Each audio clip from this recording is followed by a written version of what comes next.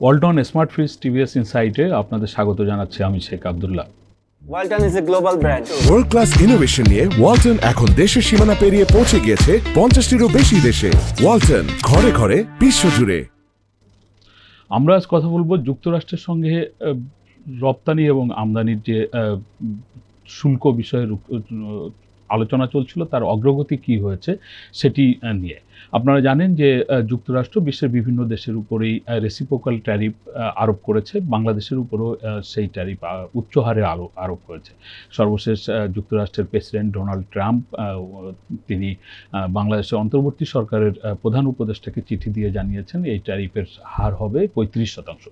এর পরপরই বাংলাদেশের প্রতিনিধি দল, বাণিজ্য উপদেষ্টার নেতৃত্বে একটি প্রতিনিধি দল যুক্তরাষ্ট্রের বাণিজ্য প্রতিনিধি যে সংস্থা ইউএসটিআর, তার সঙ্গে 3 দফা আলোচনা করেছে বা 3 দিন ধরে আলোচনা করেছে। সেই আলোচনা গতকাল রাতেই শেষ হয়েছে। সেখানে কি অগ্রগতি হয়েছে, বাংলাদেশের ব্যবসায়ীরা কি ভাবছেন, বা বাংলাদেশের সামনে আসলে কি ধরনের শুল্ক আরোপ হতে পারে, এইসব নিয়ে টিভিএসে বিশেষ প্রতিবেদন প্রকাশিত হয়েছে। প্রতিবেদনটি করেছেন টিভিএসের বিশেষ প্রতিনিধি আবুল কাসেম। আমরা তার কাছ থেকে শুনবো যে সামনের দিনগুলোতে আমাদের কি ধরনের শুল্ক দিয়ে আমেরিকার সাথে ব্যবসা করার দরকার হতে পারে আর কি।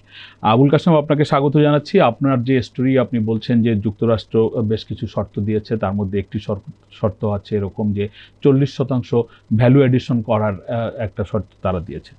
তাদের সঙ্গে আলোচনায় আরও অন্যান্য বেশ কিছু শর্ত চলে এসেছে এবং এই আলোচনাটা আমাদের যে প্রতিনিধি দল যুক্তরাষ্ট্রে গিয়েছিল তারা শেষও করলো গতকাল রাত্রেই। আসলে অগ্রগতি কত দূর? যুক্তরাষ্ট্র আমাদের কি শর্তগুলো মানছে বা আমাদের উপরে কি ধরনের শুল্ক আরোপ হতে পারে এখন? ধন্যবাদ আপনাকে। আপনি বলছেন যে যুক্তরাষ্ট্র আমাদের উপরে সর্বশেষ 35% শুল্ক আরোপের কথা বলেছে এবং তারপরে আমাদের যে গত 3 দিন এবং গত রাত পর্যন্ত যে 3 দিন নেগোসিয়েশন হলো, এখানে আসলে কতটা অগ্রগতি হয়েছে সেটা আমাদের পক্ষে বলা খুবই কঠিন। কারণ প্রথম দিন মিটিংয়ের পরে যুক্তরাষ্ট্রে যে বাংলাদেশের প্রেস মিনিস্টার আছেন, তিনি হচ্ছে একটা ফেসবুকে স্ট্যাটাস দিয়ে বলেছেন যে অধিকাংশ শর্তে 2 দেশ একমত হয়েছে। এরপরে বৃহস্পতিবার মিটিং শেষে হচ্ছে আমাদের প্রধান উপদেষ্টা প্রেস উইং থেকে বলা হয়েছে যে যে আরও কিছু বিষয়ে হচ্ছে একমত হওয়া গেছে। এবং গত রাতের মিটিং শেষে বলা হয়েছে যে অনেক বিষয় একমত হয়েছে, তবু কিছু বিষয় বাকি আছে। সেই সব বিষয়ে যুক্তরাষ্ট্রের বিভিন্ন মন্ত্রণালয়ের সাথে আমাদের মন্ত্রণালয়ের কর্মকর্তারা ভার্চুয়ালি আলোচনা করবেন এবং প্রয়োজনে ফিজিক্যালিও আমাদের এই যে টিমটা এখন আছে বাণিজ্য উপদেষ্টার নেতৃত্বে, সেই টিম তো আগামীকাল চলে আসছে, তারা প্রয়োজনে আবার যুক্তরাষ্ট্রে যাবে। আপনি দেখেন যে সামনে সময় আছে 15-16 দিনের মতো।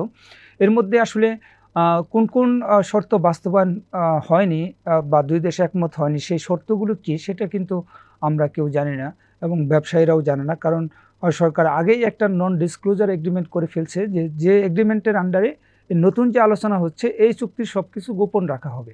সে কারণে সরকারের পক্ষ থেকেও খোলামেলা বলতে পারছে না। তবে আমরা যতটুকু জানি যে আমরা আজকে যেটা লিখেছি যে 40% ভ্যালু এডিশনের একটা কন্ডিশন আছে।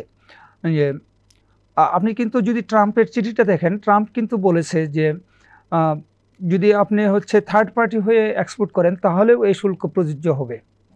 মানে বাংলাদেশের কোনো পণ্য যদি বাংলাদেশ থেকে অন্য একটা দেশের ব্যবসায়ী ইম্পোর্ট করে নিল, সে ওই দেশ থেকে এক্সপোর্ট করলো আমেরিকায়, তাহলেও ওটা বাংলাদেশের উপরে যে ট্যারিফ সেটা প্রযোজ্য হবে। এরকমই একটা কন্ডিশন হলো যে আপনার মেড ইন বাংলাদেশ হিসেবে প্রমাণ করতে চাইলে আপনাকে বাংলাদেশের ভিতরে 40% ভ্যালু এডিশন করতে হবে। 40% ভ্যালু এডিশন মানে আপনি হচ্ছে যে পণ্যটা 100 টাকায় আমেরিকায় রপ্তানি করবেন, তার মধ্যে 40 টাকার কাজ বাংলাদেশের হইতে হবে। সেটা 40 টাকার কাজ হোক অথবা 40 টাকার বাংলাদেশি প্রোডাক্ট ওই পণ্যের মধ্যে যোগ করা লাগবে। এখন এটা নিয়ে যেটা হচ্ছে যে আমাদের যে ওভেন ইন্ডাস্ট্রি, মানে এই যে আমরা যে শার্ট পরি, শার্ট এবং ট্রাউজার এই জাতীয় যেগুলি পরি, এইগুলি কিন্তু ম্যাক্সিমাম ফ্যাব্রিক হচ্ছে চীন থেকে আসে। ফলে এখানে শুধু হচ্ছে সেলাই হয়, ফলে এটাতে হচ্ছে এই 40% ভ্যালু এডিশন হয় না। এবং যুক্তরাষ্ট্রে আমরা যে এক্সপোর্ট করি, আমরা যে টোটাল গ্লোবাল মার্কেটে যে ওভেন গার্মেন্টস এক্সপোর্ট করি তার প্রায় 26% হচ্ছে যুক্তরাষ্ট্রে এক্সপোর্ট হয়। এবং 2023 সালে আমাদের ওভেনের জন্য যে ফ্যাব্রিক ইম্পোর্ট করি আমরা, সেই ফ্যাব্রিক ইম্পোর্টের পরিমাণ ছিল $8 বিলিয়ন। ফলে এখানে হচ্ছে ব্যবসায়ীরা এবং হচ্ছে যারা এই ট্যারিফ নিয়ে কাজ করেন তারা বলছেন যে এই আমদানি করা ফ্যাব্রিকে যে পোশাকটা তৈরি হবে সেটাতে 40% ভ্যালু এডিশনের স্কোপ বাংলাদেশের নেই। আবার যুক্তরাষ্ট্রের ভ্যালু এডিশনের সিস্টেমটা কিন্তু একটু ভিন্ন, যে তারা হচ্ছে আপনি এই শার্টটা তৈরি করতে শ্রমিককে যে মজুরি দিলেন সেই মজুরিটা তারা কাউন্ট করবে, এবং এই শার্টে বাংলাদেশের যেসব প্রোডাক্ট ইউজ হয়েছে শুধু সেইটুকু তারা ভ্যালু এডিশন হিসেবে কাউন্ট করবে। মালিক যে প্রফিট করবে সেটাকে তারা ভ্যালু এডিশন হিসেবে ধরবে না, কাউন্ট করবে না। এটা একটা প্রবলেম আছে। আর এই চুক্তিটা যদিও নন ডিসক্লোজার, তবু আপনি জানেন যে আমরা বিভিন্ন সময় সংশ্লিষ্ট বিভিন্ন সূত্রের সাথে কথা বলে থাকি, সেখানে আমরা আগে থেকে কিছু পয়েন্ট জেনেছি যে যুক্তরাষ্ট্রের তরফ থেকে এরকম কিছু শর্ত দেওয়া হয়েছে যেটা আসলে একটা ইন্ডিপেন্ডেন্ট দেশ হিসেবে বাংলাদেশ বা অন্য কোনো দেশের পক্ষে মেনে নেওয়া কঠিন।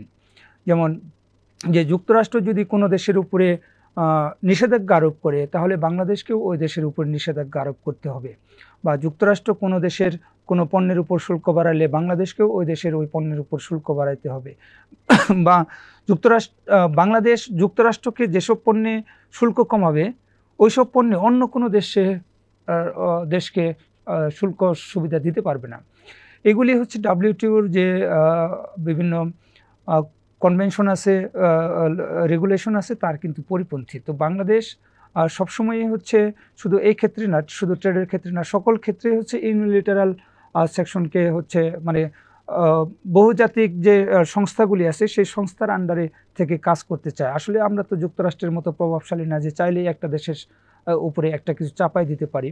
তো এই জায়গাটাতে আমার মনে হয় যে একটা বড় একটা বিরোধ দুই পক্ষের মধ্যে এখনো আছে, যেটার সমাধান হচ্ছে না।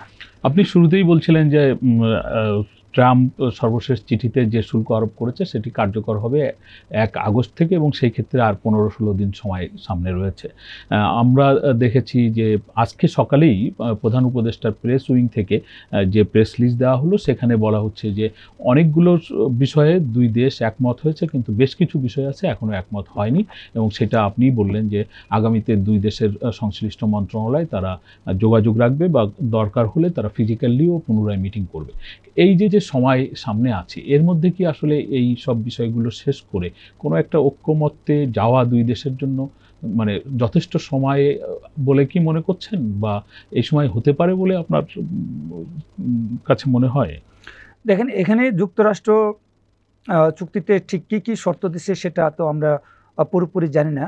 তবে আরও দু একটা পয়েন্ট আমি যতটা জানতে পারছি যে যুক্তরাষ্ট্র বলছে যে বাংলাদেশের যে হচ্ছে চাইনিজ ইম্পোর্ট ডিপেন্ডেন্সি, হ্যাঁ, সেটা হচ্ছে কমাতে হবে। যে আমাদের আসলে ইন্ডাস্ট্রি র ম্যাটেরিয়ালস বড় অংশই আসে চায়না থেকে, তো সেটা কমাতে হবে। এবং বাংলাদেশে যে চাইনিজ ইনভেস্টমেন্ট হচ্ছে এবং বিভিন্ন লোকাল কোম্পানি চাইনিজ ব্যবসায়ীরা কিনে নিচ্ছে, যুক্তরাষ্ট্র এটা নিয়েও যুক্তরাষ্ট্রের উদ্বেগ আছে।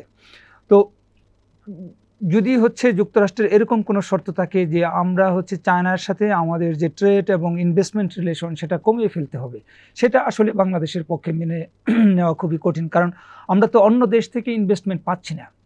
প্লাস হলো যে চাইনিজ পণ্য আমরা যতটা কম দামে পাই অন্য কোনো দেশ থেকে তো আমরা এই দামে পাচ্ছি না, এবং কি আমেরিকাও কিন্তু হচ্ছে যে এই দামে পাচ্ছে না। সেই কারণে তারাও তো, আপনি যদি দেখেন যে চায়না তো সবচেয়ে বেশি এক্সপোর্ট করে আমেরিকাতেই, এবং আমেরিকানরা বারবার হচ্ছে চাইনিজ পণ্যের উপর ডিউটি বাড়ানোর পরেও কিন্তু তাদের চায়না থেকে ইম্পোর্ট ওইভাবে কিন্তু কমছে না, তারা চাইনিজ ডিপেন্ডেন্সি অ্যাভয়েড করতে পারছে না। তো এটা একটা বিষয়।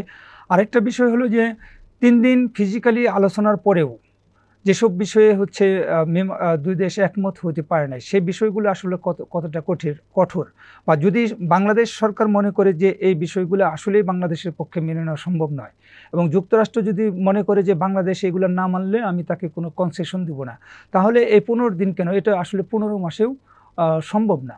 কিন্তু যদি ওই শর্তগুলো এরকম হয় যে বাংলাদেশ হয়তো কিছুতে ছাড় দিল, যুক্তরাষ্ট্র কিছুতে ছাড় দিবে, দুই পক্ষ যদি এরকম হচ্ছে রিল্যাক্স অবস্থানে থাকে যে 50-50 ছাড় দিয়ে আমরা একমতে পৌঁছাবো, তাহলে হয়তো সম্ভব। কিন্তু সেটা ওই শর্তের কঠোরতা কতটা তার উপরে হচ্ছে পুরাটা ডিপেন্ড করবে।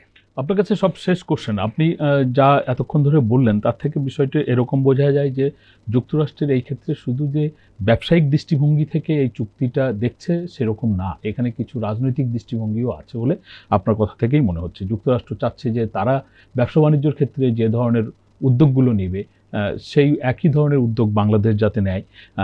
যুক্তরাষ্ট্র চাচ্ছে বাংলাদেশের বড় ব্যবসায়িক পার্টনার চায়নার সাথে তাদের বাংলাদেশের ব্যবসার পরিসর যাতে ছোট হয়ে আসে।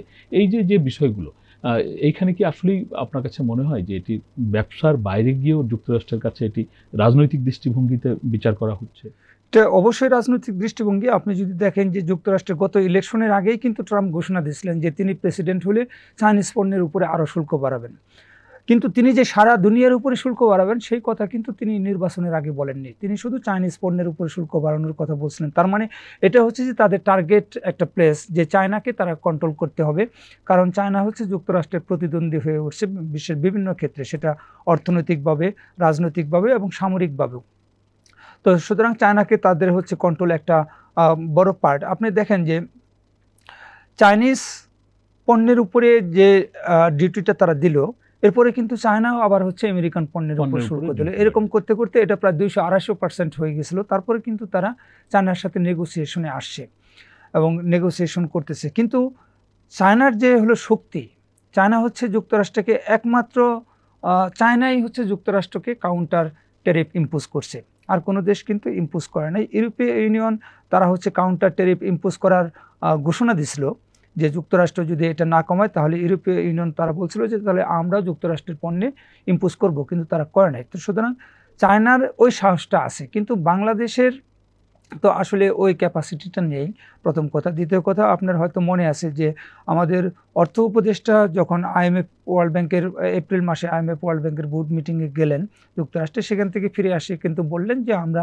যুক্তরাষ্ট্রের সাথে হচ্ছে কাউন্টার মেজারে যাব না, আমরা আলোচনার ভিত্তিতে এটা সমাধান করব, প্রয়োজনে আমরা আরও বাড়তি সময় নিয়ে আলোচনা করব। ফলে বাংলাদেশের আসলে ওই সিচুয়েশন নেই।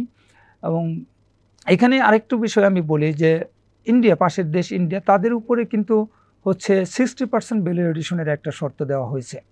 এবং আপনি জানেন যে ইন্ডিয়া দীর্ঘদিন ধরে নেগোসিয়েশন করেও এখন পর্যন্ত কোনো চুক্তিতে পৌঁছাতে পারেনি যুক্তরাষ্ট্রের সাথে। অথচ আমরা বা অনেকেরই হচ্ছে ধারণা ছিল যে চায়নাকে কন্ট্রোল করার জন্য যুক্তরাষ্ট্র হচ্ছে ইন্ডিয়াকে বেশ গুরুত্ব দিচ্ছে এবং মিলিটারিলি বা রাজনৈতিকভাবে, এবং যুক্তরাষ্ট্র, অস্ট্রেলিয়া, চায়না এবং জাপান মিলে একটা হচ্ছে কোয়াড গঠন করেছে চীনকে কেন্দ্র করে, ভারত মহাসাগরকে ঘিরে।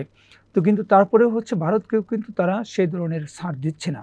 তো সেক্ষেত্রে বাংলাদেশকে আসলে কতটা ছাড় দিবে সেটা সময়ের জন্য অপেক্ষা করা ছাড়া কিছু করার নেই। ধন্যবাদ আবুল কাশেম আপনাকে। আমরা এতক্ষণ ধরে আবুল কাশেমের কাছ থেকে শুনছিলাম যুক্তরাষ্ট্রের সঙ্গে বাংলাদেশের শুল্ক সম্পর্কিত আলোচনা বা অগ্রগতি কী হয়েছে। আমাদের আলোচনা আপনাদের ভালো লাগলে আপনারা শেয়ার করবেন, লাইক করবেন। সকলকে ধন্যবাদ।